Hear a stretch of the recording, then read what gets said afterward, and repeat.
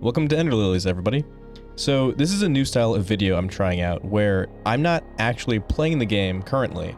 This is a recording and I'm podcasting over it so that we can talk and hang out and discuss things, and I don't have to worry about splitting my brain between playing the game and having a lot of stuff to say to you guys, because I've had a lot of trouble with finding the words while I'm playing a game. My brain just can't do both things at once. So we're gonna try this, and we're gonna see if you guys like it. So if you do end up liking this, let me know in the comments, and if you don't, let me know that too, because I'm trying to make content that you guys are gonna enjoy watching. So yeah, let's go ahead and pay attention to this, because we're gonna have some stuff coming up right now. At last we meet. This music is just so elegant and somber. I can hardly believe it, yet here you are, alive and well. Can you hear my voice? Now that is creepy. I don't know what that is in her head, but it reminds me of like a tiara, but somehow it got like sucked into her head or something. And already this game looks amazing. Okay, so we're waking up now. You seem to be awake. And none the worse for wear. The ambiance, oh my gosh. It's so dark and creepy. Did I frighten you? You can thank the priestess for my incorporeal form. Do you remember what fate befell this land? No. I'm not gonna give her that voice. So you've lost your memories as well. Let us be rid of this place for now. It may be best for you to see the state of things outside for yourself. I am kind of glad the main character doesn't talk, because I would be forced to do a high-pitched voice for the entire time. Just like, wow, everything's so dark and scary. And I'm just like, that would ruin the video for everybody, so I'm kind of glad it's not doing that. So this inscription says, stone statues in the likeness of the white priestesses. The inscription below the surviving statue reads, oh, I was a little late on that one.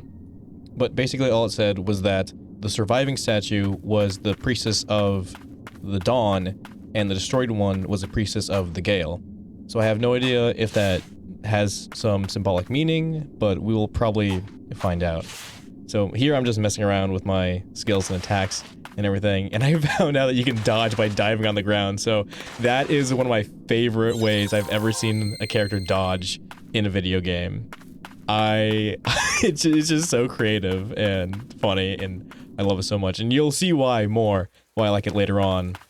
But yeah, so far I have some basic attacks.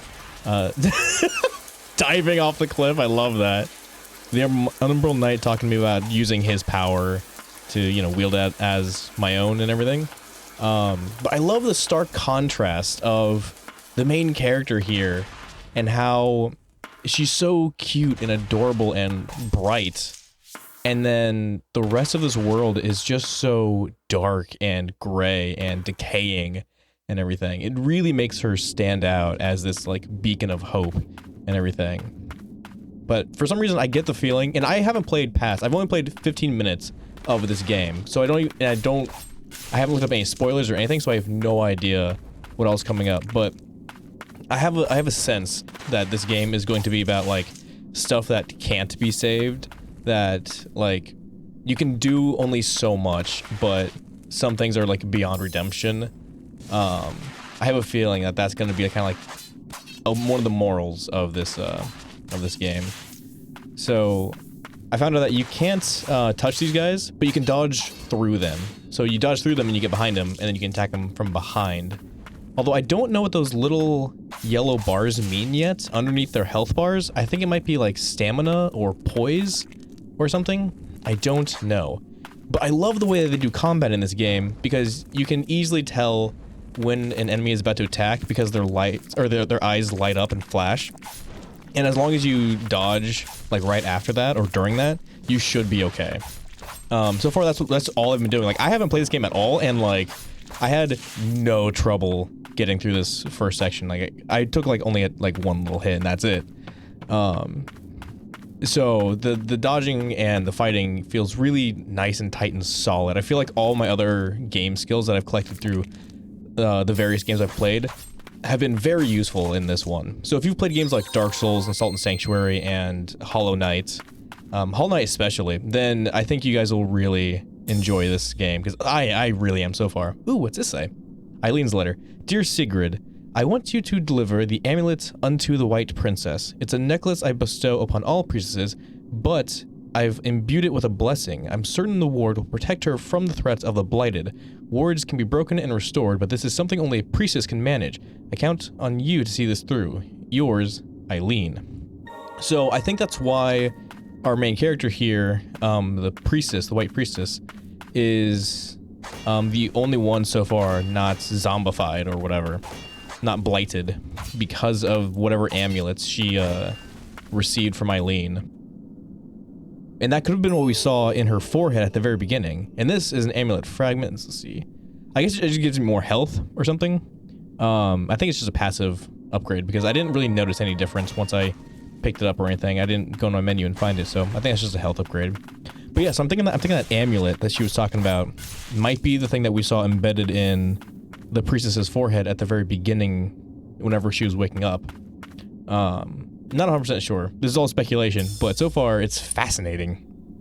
Ooh, on the Blighted, number 1. As the mind, body, and soul of those afflicted with the blight is consumed, the rot spreads throughout. The rot possesses superb regenerative properties, granting undying flesh. The link between mind and body is cut in time, and the host is driven purely by the wrath of the blighted. Or the wrath of the blight. So, yeah, basically, they're just zombies. They get infected, and then they become crazed zombies that attack everything. And these benches here that we just came across, these are the checkpoints. If you have played Hollow Knight, then you're familiar with the bench system. You sit down, you rest, you regain your health and spells, and well, in this, it's like, it's not spells, it's faith, which you use to regenerate your health between benches. So everything regenerates, but then also the enemies come back whenever you rest as well. So, you know, you can use that to farm up enemies, or if you don't want enemies to come back, then you just try and risk it and skip the bench and everything. But that's also how you save the game, so make sure you take rest at the bench, save your game. And apparently there's hidden walls in this game too, and that was this little note here. It was a perfect way for them to introduce this concept, because I was checking for hidden walls just in case. And then they put this note right in front of one so that you would find it on purpose. So that's really nice. It's a really good way to show that this is going to be a mechanic in this game. So good on the developers for that. But basically that note was just saying that there's no salvation for the blighted except for what the priestess can do. And I'm assuming it's talking about our main character here, the priestess. But from all the other notes, I got spooked here by the water. I thought that was like a tripwire at first or something, and so I jumped out immediately. But yeah, I started having some fun diving in the water and everything. I used to be on the swim team, so I was like, woo, take a dive. Oh, man. But yeah, so I'm thinking that there's multiple priestesses, but for some reason this main character is like the main one, the White Priestess. So there might be like, I don't know how many others there are or anything, but I'm really curious to start figuring out these, like, the lore of this game. Because I have a feeling it's not going to just throw it all at me, but it's going to be like, kind of like the trickling effect, like Dark Souls. Dark Souls is really good about only giving you little tiny tidbits and never giving you the whole picture. And I kind of like that. It's really interesting. I love reading through the descriptions of all the items and finding out all that info. However, I don't think there's gonna be like items to equip and everything in this one, so I don't think that's gonna be how I'm gonna be getting the lore. I think it's gonna be mainly through these notes and everything that we pick up and whatnot. So yeah, these little guys aren't much of an issue. You can just I skipped a whole room of them earlier on. I don't know if you remember that or not, but like I just jumped over them and left them. But I started killing them like around this point because I realized on the top left there is my experience meter. I just healed her by holding L1, and that raises my health. That's the health bar there. On the left side of that is the experience meter, and that goes up ever so slowly by killing these guys, killing any guys, really. And I've yet to figure out what happens when you level up, because at the end of this, I just level up, but I didn't actually use the skill points or anything yet. So we're gonna have to wait till the next episode to figure that one out together. And here, I happened to see a little wooden plank that revealed this hidden area. So I dove down here to see what we would find. Already, this game makes me feel like I am smarter than I actually am, because I just happen to notice all these little tricks and everything. So apparently, I think I was supposed to actually come this way, because that seemed to open up a door that wouldn't open up otherwise. And then I saw this thing, and I'm like, nope! But if there's a big bad boss here, then clearly there's gotta be something worth fighting for. So I went ahead and... because I haven't had many issues with the enemies so far. So I was feeling pretty confident by this point. And sure enough, yeah, you watch for the tells, and then you dodge pretty much right away, and you're fine. Like, I didn't take a single hit there, because as soon as you started swinging, I just dodged behind her, yeah, and started slashing. So that was really nice. Makes you feel like you know what you're doing. Makes you feel like you have a good grasp on the game. Even though I've never played this before, it feels like I already know what I'm doing. So I'm really wondering how the difficulty is going to scale later on in the game. If it's going to actually be a very serious challenge, or if it's going to be like this the entire time, where as long as I just dodge behind them, I'll be fine no matter what. Because that seems really exploitative, and like it would kind of ruin the suspense of the game and everything, you know? Like, if it's not challenging, it's not fun. So I'm really hoping that they, the difficulty ramps up here. So our guy here that's doing the attacking, I don't even know what his name is. I haven't even learned that yet. So we'll just call him Slasher for now, because that's what he does. He just slashes 3 times. The Perishway, number 1. Carriers of the curse appeared from the land of snow, bringing calamity to Land's End. Said to be the ancients' revenge, the curse drove people to madness and transformed them into monstrosities. Carriers of the curse came to be known as the Blighted. Okay, so they're not zombies, they're blighted, is basically all it's saying. So if you notice up there on the top left, I mentioned I healed earlier by holding L1. It took off one of those little star symbols. So you have 3 heals between your bench rests, basically. We call those creatures the Blighted. Oh wait, did you just see his name there? I think it just said what his name was. Well, whatever. Slasher's a cool name anyways. I'm just gonna keep going with that. So I'm gonna go ahead and rest at this bench here. It's called a respite. And there you notice that one of the charges came back for my heals. Prayer, I think is what the game calls it. And here was like, the first time I was like, this is a boss room. This is a boss fight if ever I've seen one. The air is thick with the rot of the blight. To protect her, I must destroy, destroy, destroy, destroy, destroy. And she loses it. So I believe this is Siegrid. Yes, Guardian Siegrid, who is charged with the protection of our main character here. And I love how somber this music is. It feels very poignant, like this person, this Guardian, is to be pitied. I feel so bad for her that she wasn't able to accomplish her goal of protecting everybody, especially like the main character here, because she had to be put in like a coma or something, or she just was in a coma. I don't know. But oh, this fight even though I didn't know anything about this person, this character, I felt so bad for them just from this setting, the ambiance and the music and everything. But I didn't really have any issues with this fight here. I was just, you know, staying behind her, dodging away, getting a few hits in, and it was pretty manageable. Until this point. Yes. Second health bar. Guardian Siegrid levels up like crazy. She put on a few inches and got rid of the mace, and oh my goodness. I was really freaked out at first. But I decided, you know what, I've been doing really well. I handled that last fight really well. I decided to keep on doing the same thing, you know, keep dodging, keep striking. And she got a few good hits on me, but at this point, she just took like 10 hits. No problem, like, she didn't do anything. She just gave me like 30 seconds to attack her there. And even that part felt like it was pretty easy. Oh man, still so sad. Poor Siegrid. I don't even know her and I feel terrible for her. I can already tell she's had a horrible life or something. I adored the priestess of the fount. She was our only hope against the immortal blighted. With unflinching resolve and a smile on her face, she epitomized radiant tenderness. My sister's letter informed me that the priestess was in poor health. It seemed the burden of her purification rituals was taking its toll.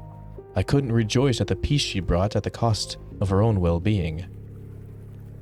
Moreover, I couldn't forgive myself for not being able to protect her as a guardian. No, it was my own sister who was chosen for that role. In my darkest hour, I found solace in Lily, who was much like the priestess herself. Even if I couldn't serve her as a guardian, the least I could do was protect her. But then, the rain began to fall. Cries of pain rang out in the distance. The head guardian called it the rain of death. I gave Lily sanctuary and took my weapon in hand. The rain never let up.